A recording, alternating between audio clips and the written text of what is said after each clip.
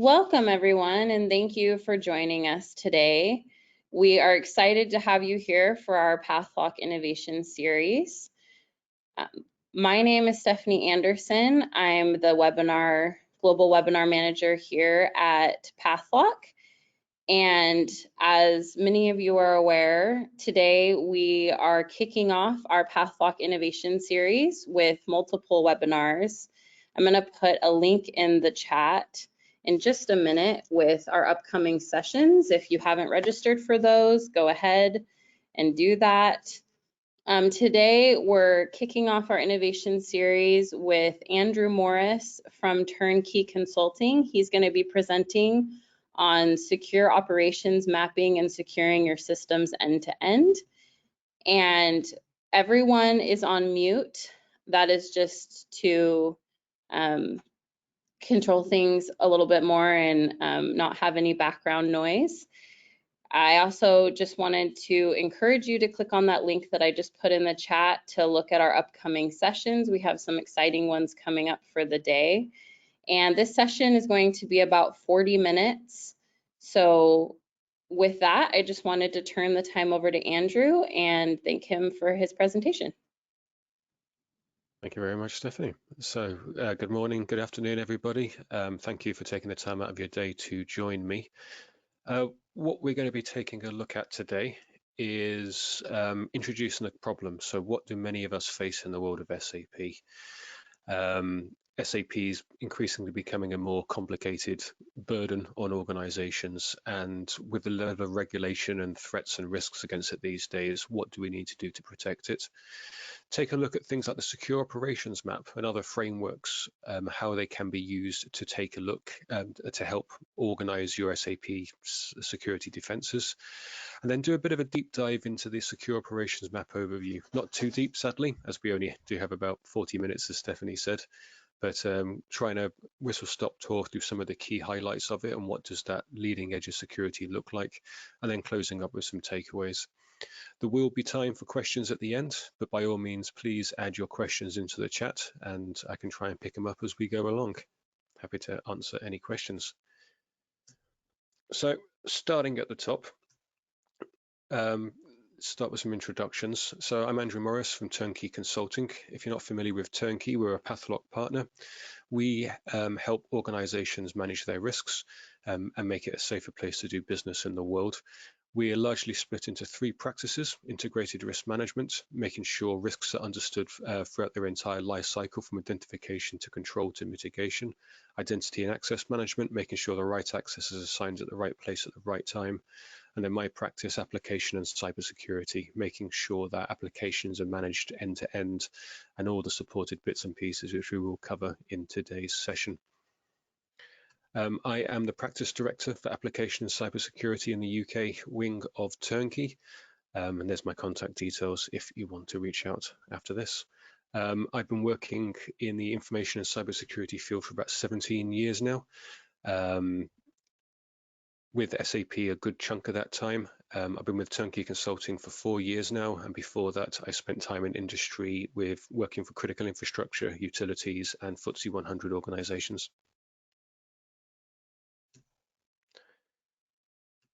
So I think one thing we can all agree on is that SAP is not an easy thing to manage or secure. It takes many different teams, lots of time and effort to keep it up to date, to keep it running, and ultimately for our focus today, keeping it secure, preventing any risks from materializing. Some of the reasons for this is that because if you have big service providers, or from the business's point of view, certainly, the focus is always on functionality. Is it working? Keep it up and running, rather than let's keep it secure, up to date. You know, stability and availability are often key. Typical traditional security of roles and authorizations is left late into the implementation process, or not at all. You know, projects and companies and upgrades will see it not as a functional requirement, and it's often left out until the last day. Support parties and providers, from a security point of view, traditionally focus on roles and authorizations, if anything at all, rather than what is needed in this day and age to protect an SAP landscape. And the risk is viewed differently by different departments. Every business will have a different set of risks on their risk register, but also internally, every single department or team might view that risk of SAP slightly differently, whether it's a loss of operations, whether it's mismanaged access, whether it's financial regulations. Depending on where you are, it can be hard sometimes to get that focus on what risk are we actually trying to address. SAP continues to evolve. When I started 17 years ago, it was still emerging from its mainframe stages.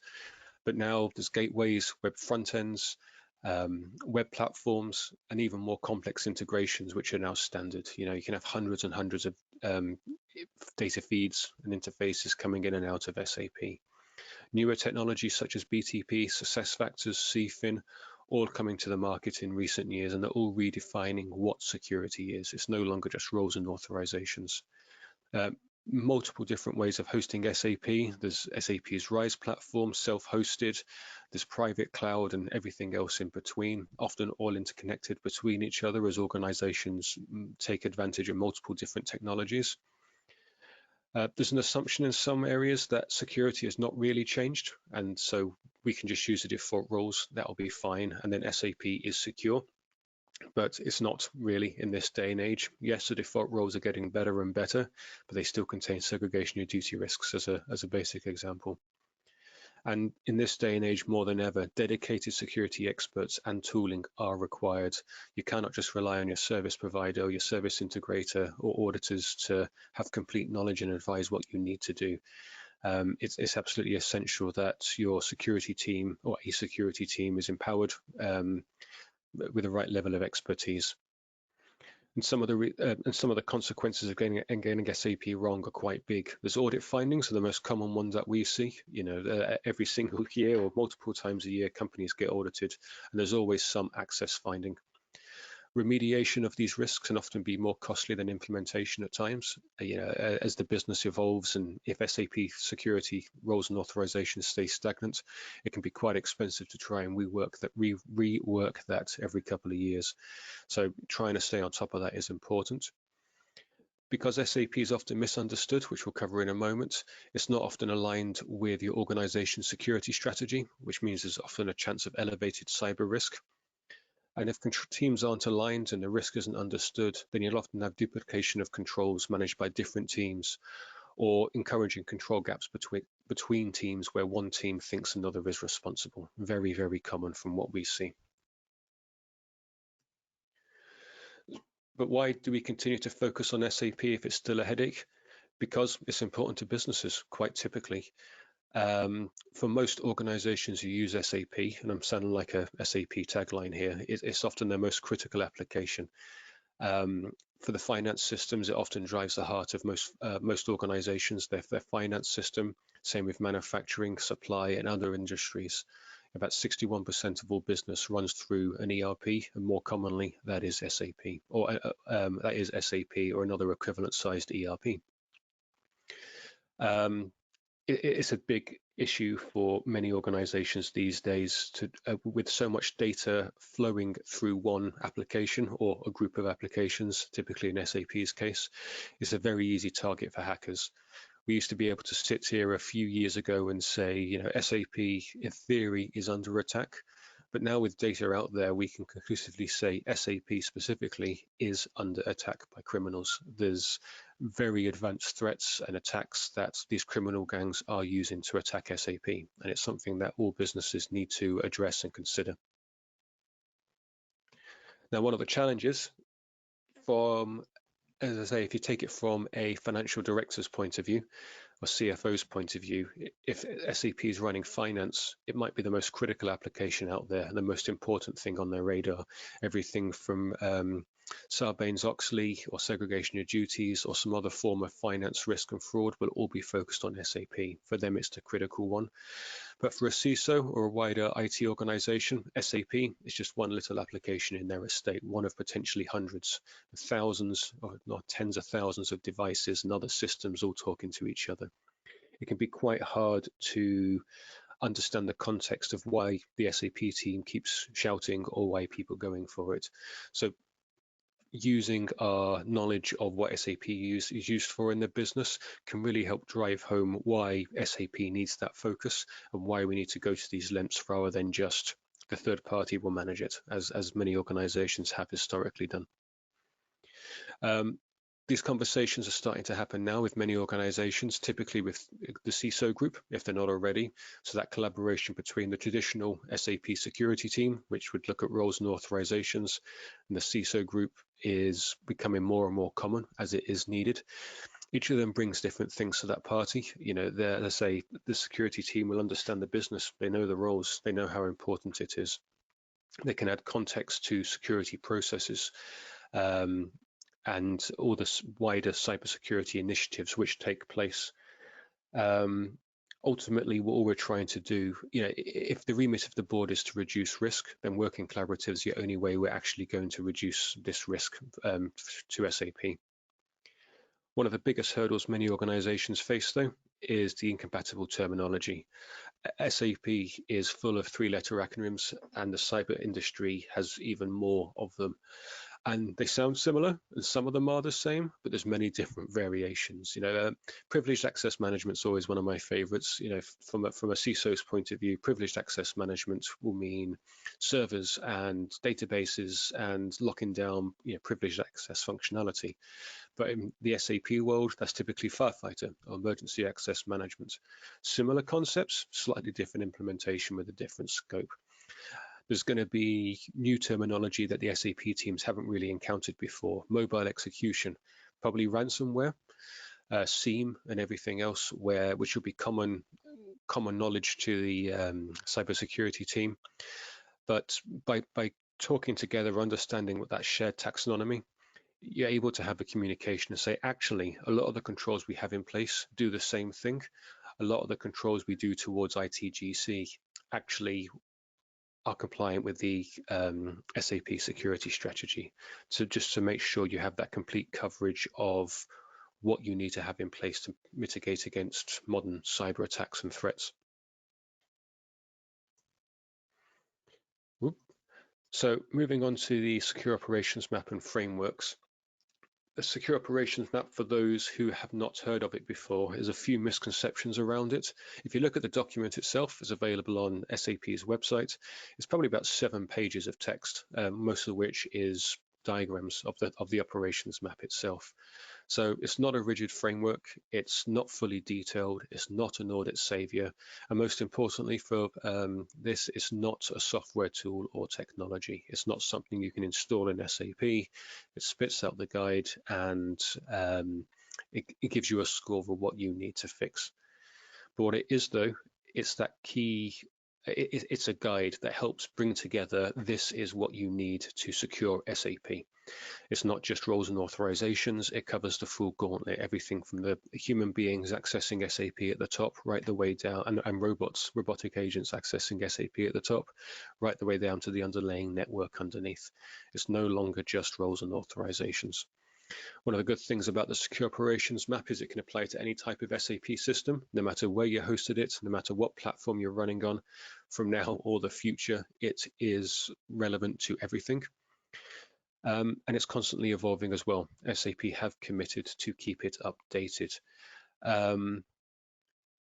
It can be used in conjunction with other SAP documents, such as a security baseline. If you've not seen that before, that is probably the detailed document you might be looking for.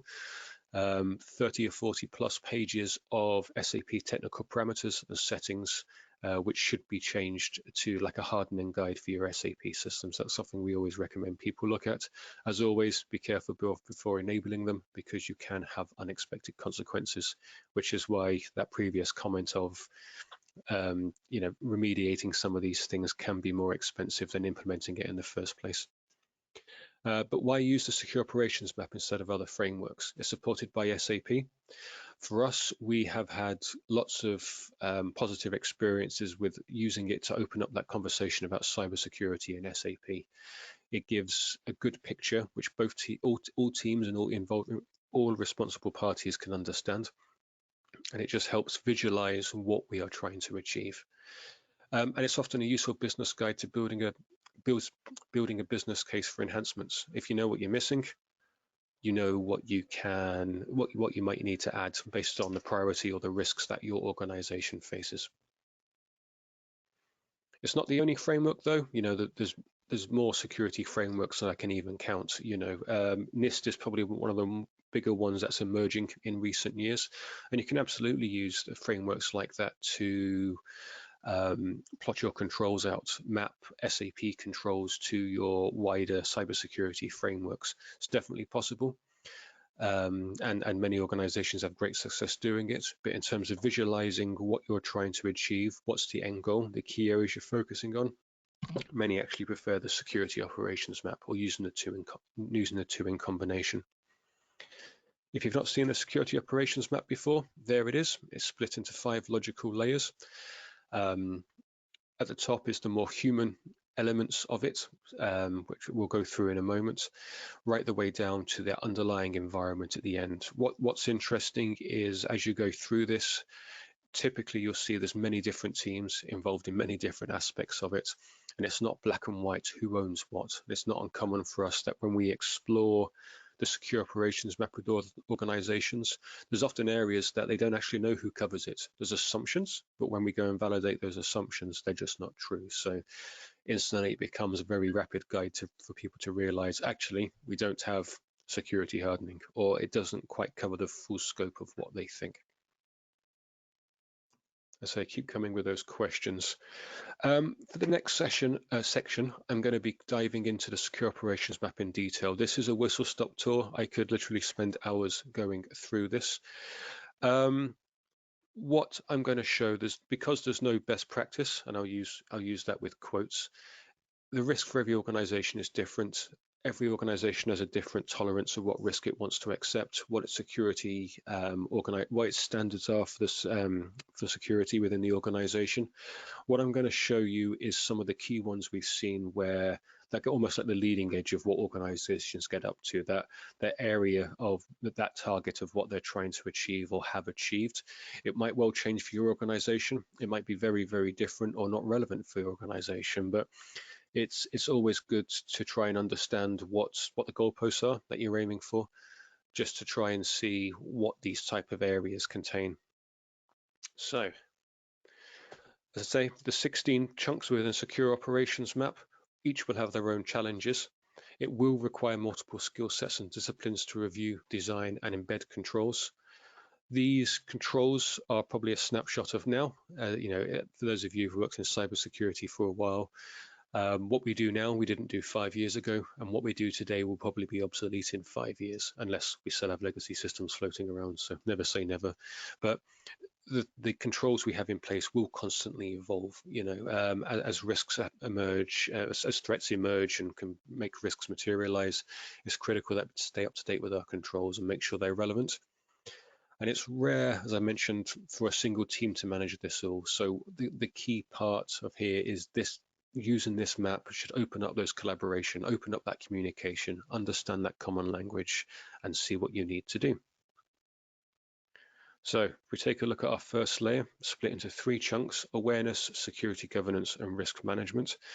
This is ideally should be defined well for any SAP system, but often neglected, often not clear. People leave, people aren't replaced. So the typical areas in here with awareness, people are trained on their roles and responsibilities.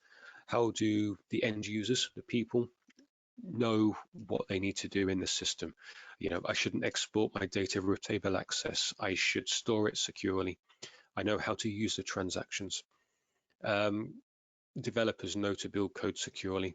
And any issues with this from security incidents which are picked up should be fed back into that training to reinforce good behavior. Security governance, a good one that's often overlooked.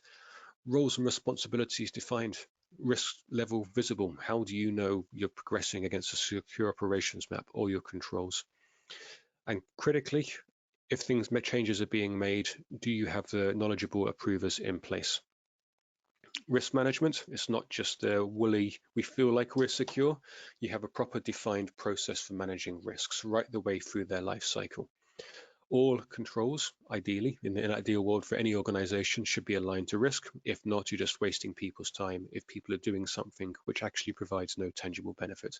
Like a business process, you'd reevaluate it and address it. It's no different than security controls.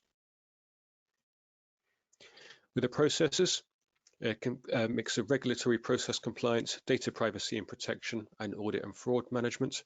With regulatory process compliance, standards are mapped and standards and controls are mapped. What are you trying to run in your organ? What are you trying to run in SAP? There's actual evidence of controls running. None of this emails. The evidence is stored in my mailbox, and it got deleted because we hit the retention limit. Make sure it's stored in a correct place, it's validated. And ideally, these controls are automated. That's going to be the biggest time saver. As you add more controls, automation is going to be absolutely critical to running these things on your behalf. Data privacy and protection. Privacy impact assessments will be those familiar having to deal with privacy in the past. What data is in here? Where does it sit? Often in Europe, when the General Data Protection Regulation went live a few years ago, GDPR, there was a massive scramble to try and secure SAP. Is it compliant with GDPR? And there was some high-level impact assessments done, where it's like, this data should be stored in SAP, but we've seen many that weren't necessarily as comprehensive as they were. What tables does that data sit in? Is it flagged for archiving? Is it copied back from production when you create your test systems? And also, is it even possible to do e-discovery if you need to provide evidence for court dates? Do you know how to find it? And again, controls should be definitely documented. For audit and fraud management, logs managed and available, not just stored on the servers where they can be wiped and deleted. Do you have table logging turned on? Do you have the ability to go back and review who's executed risks? There's many tools in this space who can help you with this, that can help you with this. Automated checking, not just reactive. So checking before the fact, automatic alerts if someone's doing it, not just when you run your report a month later, and cross-system checks applied. So if there's a segregation of duties violation for SOX or an equivalent regulation or legislation, if a user can create a vendor and pay a vendor, it's all well and good saying they can't do it in one system, but if they can use this web form over here or another SAP system to create a vendor and pay that vendor in another system, that's still a violation potentially. So having the ability to cross check multiple systems against risk is key going forward. The application, the traditional core of SAP security, where I started 17 years ago, it's roles, users, and authorizations. Often descoped, left to the last minute. Projects don't include you to go live. I'm totally not bitter. It's critical to get right and embed the design early on, be it a project, an implementation, a change, or anything else. But even within this space, this area is changing.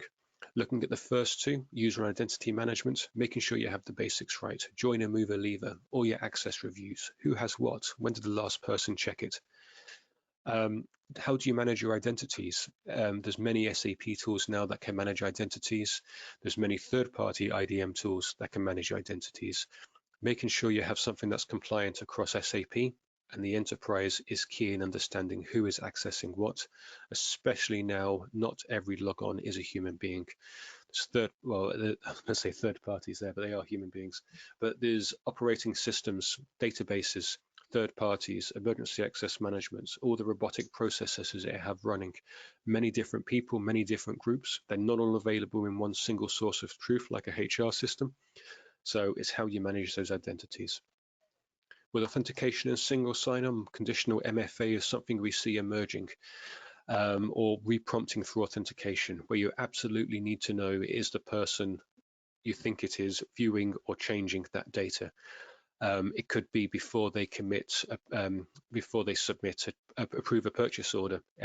They have to re-enter their credentials before they sign off a shipment of medicine for a pharmaceutical company, or sometimes just viewing highly confidential information out of a CFIN system, prompting people to re-enter passwords, reprove who they are, which is then logged and captured and audited.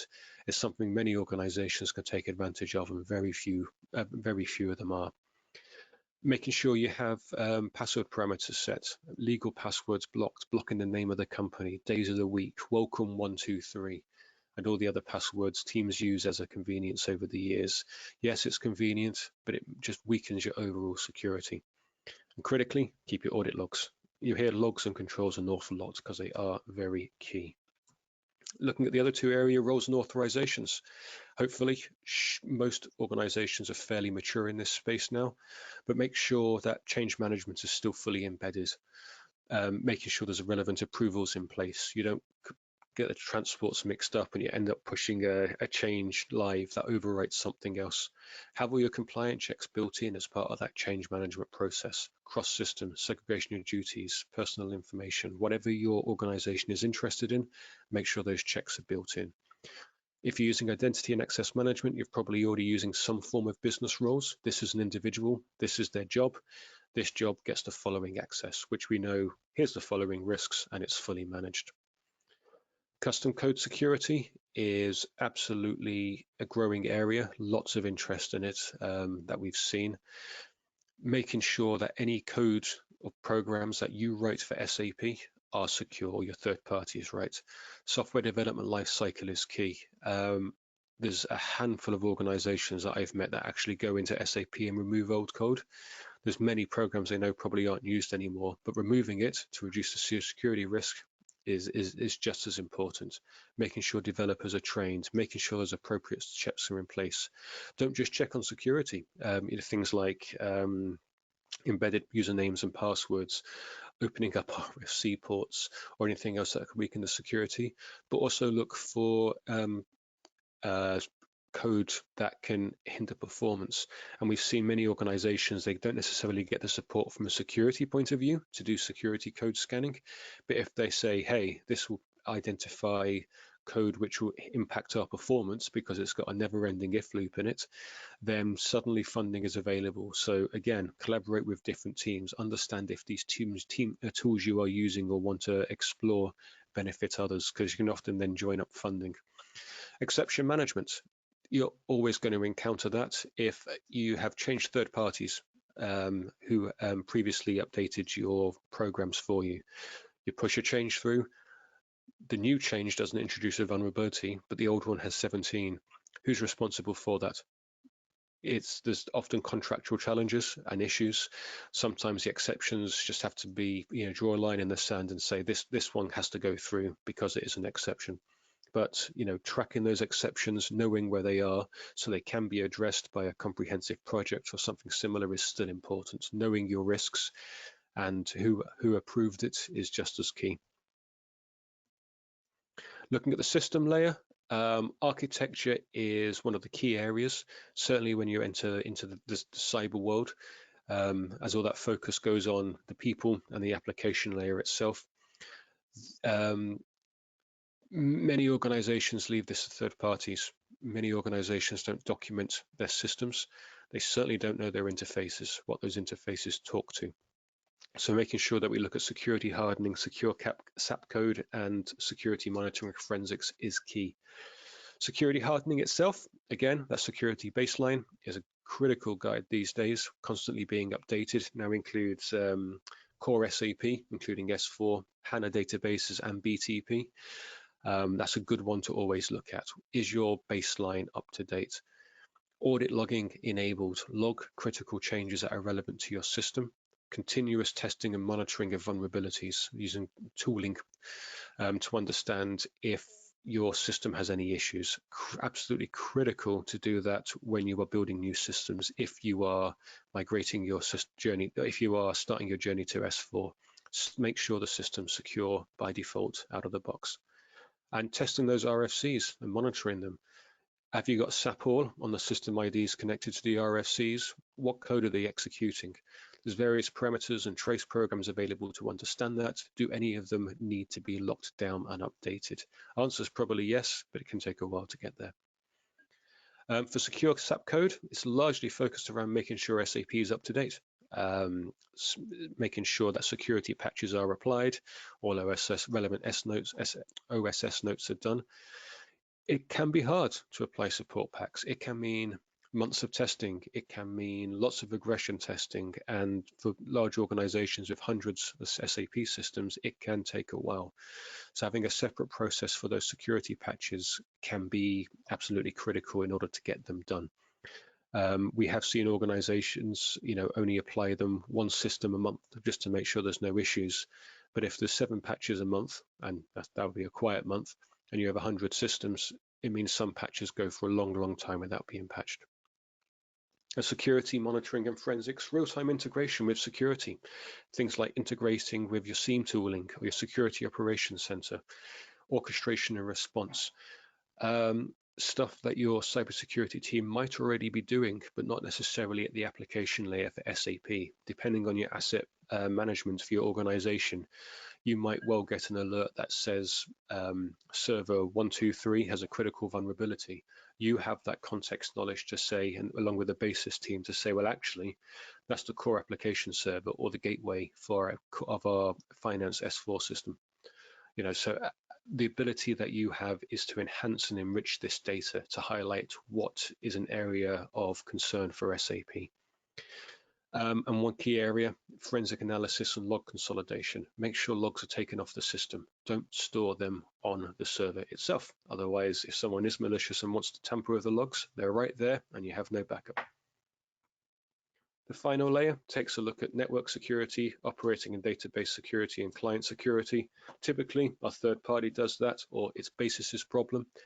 It's critical to get a look into there, critical to get involved and see what's happening. Just some examples of what companies are doing in this space. Network security. Is SAP available on a flat network? Can anybody in a network talk to it, or do they have to go through an SAP GUI or an approved device? Do you monitor network traffic across your network?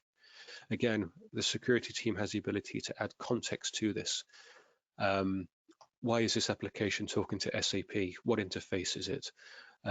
Should these business areas even be accessing SAP in the first place? Operating system and database security. Security hardening and testing should be fairly standard. It's something organizations are fairly good at. It's just, again, within that context of SAP. Is it configured correctly for SAP? Making sure default accounts are managed correctly and their super permissions are done, so like root and sudo, and the ability to use privileged accounts. Do they use their own IDs? Are they all generic? Client security is an emerging area. It's not something many organizations do. It's more from the cyber world, where it's more about how code executes on the end user's device itself. So SAP is a web, for Fury, it is a website, it is a web application. It's executing code that executes in the browser. Is that secure? Has it been tested? Has it been compromised? Is the data being sent to and from SAP what is expected? Not just it's a number, we're expecting a number, but it's someone sending a malicious packet, doing a cross-site scripting attack, or any executing any of these other threats. It's a new area, it's hard. There are tools in this space, and it's an area that's probably going to evolve over the next few years once a better idea is in place on how to mitigate against some of these SAP attacks that we are seeing. So that was a whistle-stop tour. In the last few minutes, I'm just going to wrap up. Is all of this needed? Every organization's risk and threats are different. What's good for a large, petrochemical company might not be the same for your manufacturing company.